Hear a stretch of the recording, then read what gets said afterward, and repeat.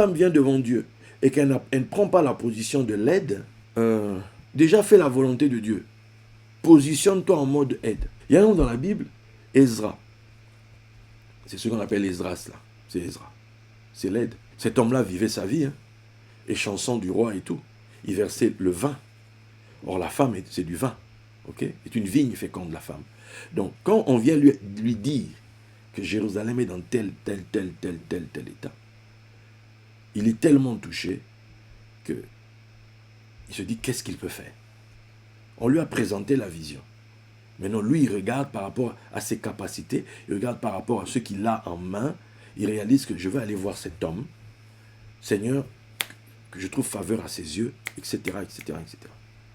C'est comme ça qu'il accomplit les choses. Tant qu'il n'avait pas reçu la vision, tant que des gens n'étaient pas venus lui dire, le pays est dans tel état, il n'a pas su, il ne pouvait pas utiliser, il ne pouvait pas atteindre la plénitude de la raison pour laquelle on l'a mis là, à côté de ce chef-là. Des fois, tu es à côté dans une position de gloire, dans une position intéressante.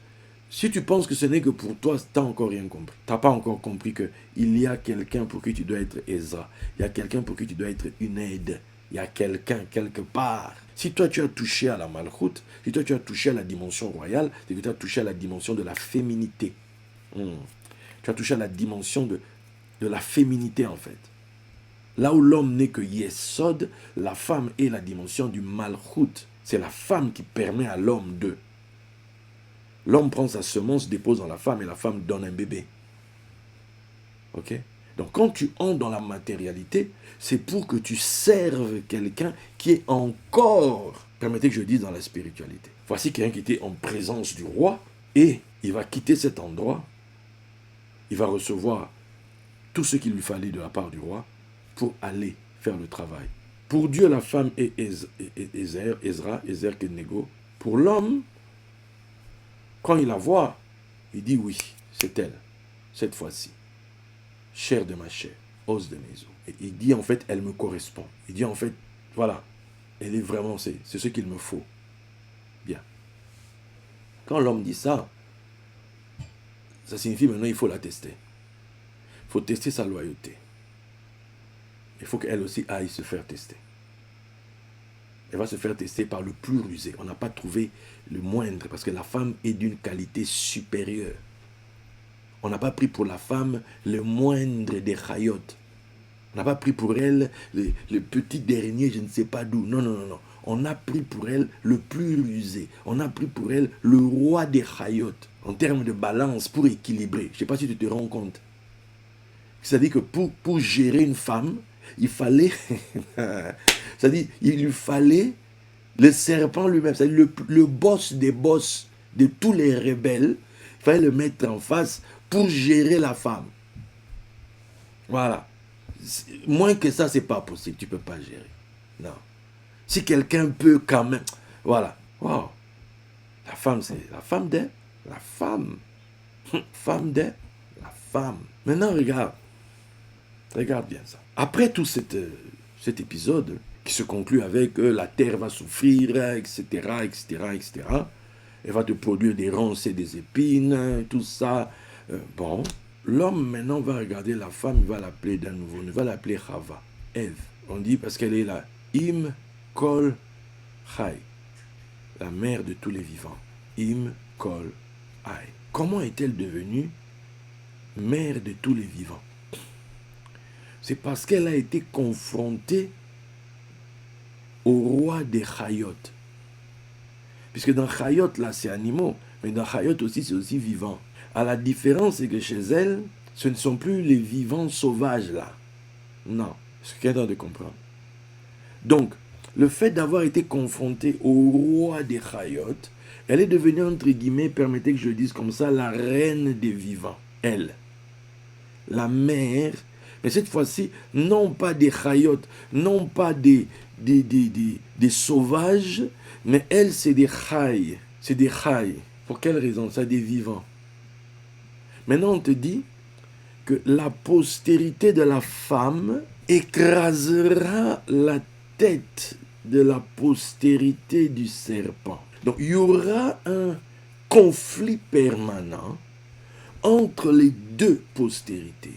Il y aura un conflit permanent, on est sur la terre là, désormais, entre les descendants de la femme et les descendants du serpent. Ces gens, le serpent a tenté de placer ses billes, le serpent a tenté, voilà, de baratiner la nana, mais la nana, au final, elle a choisi son Adam. Elle a préféré être avec Adam, mais le serpent a une dent contre elle. Parce que le serpent voulait continuer à mener une vie de sauvage, une vie de rebelle, une vie de désobéissance. Ok? Mais la femme ici, à un moment donné, s'est soumise à l'homme. Donc on dit, c'est en devenant mère que la femme est sauvée. Or, pour devenir mère, ça signifie quoi? Qu'elle s'est soumise. D'où on dit, la jeune femme sera enceinte. La Betula, la Alma, sera enceinte, elle enfantera un fils. Et quelqu'un dira, un enfant nous est né, un fils nous est donné. Nous là, Elohim, désormais on a un fils, désormais elle nous a donné quelqu'un pour nous. Pas pour le serpent, mais pour nous. On a désormais un fils. On a désormais, un enfant nous est donné. Tu vois, un enfant nous est né, un fils nous est donné. Mais entre les deux, bon, il y a un écart, hein, on est bien d'accord. Donc, d'un côté, Mashiach, on trouve dedans Shem Chai, le nom vivant. Donc la mère de tous les vivants, la mère de tous les Meshichim, la mère de tous les Mashiach, c'est ce qu'on va trouver. Il l'appelle comme ça parce qu'elle a passé l'épreuve, elle a été confrontée au serpent. Elle a été confrontée au roi des Chayot. Elle a été confrontée. D'où vous allez voir quelqu'un comme Abigail dans la Bible, la femme de Nabal, fou, insensé, qui au final, quand Nabal est frappé meurt, David va envoyer des gens vers elle. Elle va dire, je ne suis pas digne, moi, de laver même les pieds des serviteurs de mon maître. Ça signifie, c'est un code pour dire, je ne suis même pas digne de coucher avec tes serviteurs. Et c'est moi que tu veux que je devienne ta femme. Regarde-moi le niveau d'humilité. Regarde-moi le niveau d'une femme. C'est-à-dire, un homme, madame, justement, c'est parce que tu penses comme ça. Viens. La place, elle est pour toi. Tu vois? La dimension de l'humilité. La dimension de l'abaissement. C'est cette femme-là qui est venue aider. Elle a révélé sa dimension d'aide. On allait détruire sa maison. David venait avec ses armes pour tout détruire, mais elle est sortie. Elle s'est abaissée. C'est là qu'elle a touché le cœur de David. Une aide. Une aide. Elle devient la mère, elle devient digne d'être la mère des vivants parce qu'elle a vaincu le serpent. Quand cette situation-là se passe, on dit quoi? On dit, tu seras soumise à ton mari et il dominera sur toi. Cette histoire de l'arbre se conclut avec, c'est vrai, l'homme a des problèmes, puisque l'homme, en fait, on lui dit, la terre produira pour toi. Donc, on lui dit déjà, ce que la terre il va faire un travail dehors, mais voici ce que la terre lui rendra. La terre ne lui rendra que tel type de choses, pas autre chose. Mais d'un autre côté, le côté bénéfique, c'est que l'homme a découvert que la femme lui a été soumise. C'est pour ça qu'il dit, il appelle la mère des vivants, désormais. Quand vous lisez le texte, vous allez voir. La femme, désormais, lui est soumise. Quand elle était en mode Isha, elle n'était pas encore soumise. En mode Isha, c'est l'égalité. Chair de ma chair, os de mes os, on est semblable. Mais il y a une dimension qui ne peut s'activer que quand tu vas déclencher le mode Chava dans ta vie, le mode Ève dans ta vie. C'est parce que c'est le mode où tu te soumets, où tu as appris, on t'a appris l'obéissance. L'obéissance, ce n'est pas forcément quelque chose de mauvais, non. Parce que ça rejoint le plan de Dieu, en fait. Le plan de Dieu, c'est que tu sois une aide. Mais aider passe par déjà écouter l'autre. Comprendre le plan. Il veut quoi? Quel est son plan? Tu n'as rien entendu de lui. Tu n'as pas pris le temps d'écouter. Tu n'as pas pris le temps de comprendre ce qu'il attend, etc., etc. Parce que dans soumission, c'est déjà lié à obéir. Hein? C'est aussi écouter, entendre. C'est Shama. Si tu obéis, c'est Shama qui est là. Ça dit femme soit soumise. Ça dit femme écoute. Écoute. Femme, soumettez-vous à vos maris. C'est ce que Paul dit quelque part. Que les femmes rentrent chez elles à la maison et qu'elles écoutent ce que leur mari leur dit. leur disent. Femme, sois soumise. C'est en fait, femme, va prendre tes ordres. Madame l'aide va prendre tes ordres chez monsieur qui a le plan. C'est ça, femme, soyez soumise. C'est pas toi-même qui invente ton plan. Vous comprenez? Marie aime ta femme. Tu dis que tu m'aimes, tu ne me donnes pas le secret. C'est-à-dire, Marie, révélez la chose à la femme. Donnez-lui le secret. Expliquez-lui. Femme, soyez soumise. Ces femmes reçoivent les instructions auprès de l'homme. Vous ne voyez pas que ça prend une autre tournure. Vous ne voyez pas que c'est différent. Donc, avant d'aller dominer dehors, il y a un travail qui s'est fait en interne. Et quand ce travail en interne s'achève, qu'est-ce qui se passe? Il se passe que maintenant, on les fait sortir, on les chasse. Le boulot est fini dedans, maintenant vous allez rester faire quoi? Dieu lui-même a chassé, il a expulsé le monde de son sein. C'est ce qu'on dit dans la tradition hébraïque. Il a expulsé, il a chassé. Quand on dit à la femme, poussez, elle chasse l'enfant de son ventre. Elle le pousse à l'extérieur. Allez, allez, c'est bon, Tanguy là, c'est bon. C'est bon là, dehors, dehors, dehors. Le temps à l'intérieur est terminé. Quand tu lis d'une autre manière, les 10 plaies, les 10 macotes en Égypte. À chaque fois, tu vois, Pharaon vient et dit, c'est bon, partez. Mais laissez telle chose. Ah non, non, non, non, sans ça, on ne part pas. Ah, ok. Après, non, partez. Laissez ça. Ah non, non, on ne partira pas sans ça, il faut qu'on parte avec nous. Donc, en réalité, tu vois que Pharaon, depuis un moment, les laisse partir. Depuis un moment. Même si c'est vrai, il retient des trucs, tu vois. Voilà. Donc, voici des personnes qui veulent tellement sortir, qui sont prêts à attendre tant qu'ils n'ont pas tout ce qui est dedans pour eux. Il faut que tout ce qui est nécessaire, tout ce que l'intérieur devait leur donne. D'où tu vois, ils ne partent pas. Non, on est encore là, c'est pas encore le moment. Tu vois? Non, non, non, il y a encore telle chose qu'on doit prendre ici. Il y a encore telle chose qu'on doit prendre. Il y a encore telle chose, il y a encore telle chose. Voilà. Mais au final, ils ont reçu l'ordre dans la nuit dehors. Plus personne ne reste ici. Dehors. C'est le fameux jour, la nuit de la Pâque, la nuit du Seder, la nuit de l'ordre. L'ordre a été donné dehors. Vous êtes trop resté ici, dehors. Vous êtes trop resté à l'intérieur là. Vous voulez quel type d'image encore? Tu vois? Parce que c'est soit vous avez l'image, on te dit, l'image du premier-né, l'image de son fils premier-né. Or, l'Égypte, au final, ils partent pourquoi? Parce que c'est au moment où on tue, tous les premiers-nés d'Égypte meurent. Les premiers-nés meurent. Or, Israël est appelé mon fils. Laisse aller mon fils, mon premier-né. Si tu ne le fais pas, je prendrai aussi le tien. Donc, il y a des premiers-nés meurent, c'est-à-dire les héritiers, ceux qui doivent gérer la double portion, ceux qui doivent partager l'héritage aux autres, celui qui a reçu du Père l'instruction, celui sur qui le Père compte pour gérer la maison, pour gérer les petits frères et petites sœurs, pour leur transmettre la pensée du Père. C'est comme chez nous en Afrique, souvent les parents, c'était le fils aîné, c'est celui qu'on va vraiment tenir, c'est le fils aîné, il va se prendre des coups de chicotte, c'est le fils aîné qu'on va être dur avec lui, on va être moindre avec ceux qui viennent après. Mais le fils aîné, on se dit que si lui, on réussit avec le fils aîné, il sera le modèle pour tous ceux qui viennent derrière. C'est ce que les parents en Afrique, les anciennes, voilà, nos parents, comment ils fonctionnaient. Le fils aîné, c'est celui qui est l'ami. Chez nous, on appelle le fils aîné, quand il atteint un certain âge, le papa l'appelle Mwena Moulongo. C'est-à-dire, il est comme moi, il est avec nous. Il est avec ceux de la génération d'avant. On l'accepte parmi nous parce qu'il a grandi maintenant, il comprend la vie, donc il comprend mieux, il peut mieux comprendre son père. Voilà. Il réalise, il fonctionne plus comme un enfant.